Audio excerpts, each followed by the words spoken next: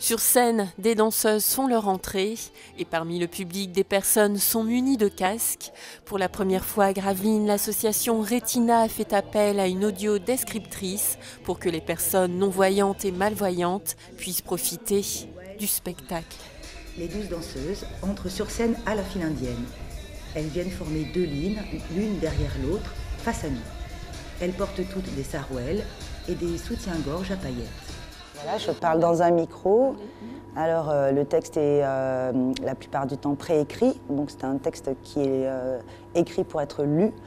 Eux ont des casques en salle, donc reliés à mon micro, et ils m'écoutent pendant qu'ils sont face à la scène. Tous les dons de la manifestation seront destinés à la recherche en ophtalmologie. On a un laboratoire qui s'appelle le CERTO, qui est basé à Paris Sud, en fait, donc à Orsay.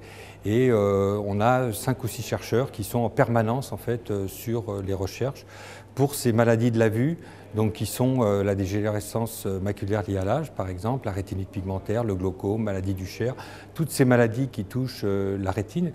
Et il faut savoir que la DMLA, c'est grosso modo, après 65 ans, une personne sur 4, c'est-à-dire 1 million de personnes touchées par cette maladie. Une des missions de l'association est l'information de ses adhérents et du grand public sur les maladies de la vue et les progrès de la recherche médicale en ophtalmologie. Ainsi, des colloques médicaux sont organisés chaque année dans toute la France. Un congrès international aura lieu cette année à Paris, les 27, 28 et 29 juin. Il réunira 50 spécialistes et environ 1500 participants. Pour de plus amples informations sur Retina France, vous pouvez vous rendre sur leur site www.retina.fr.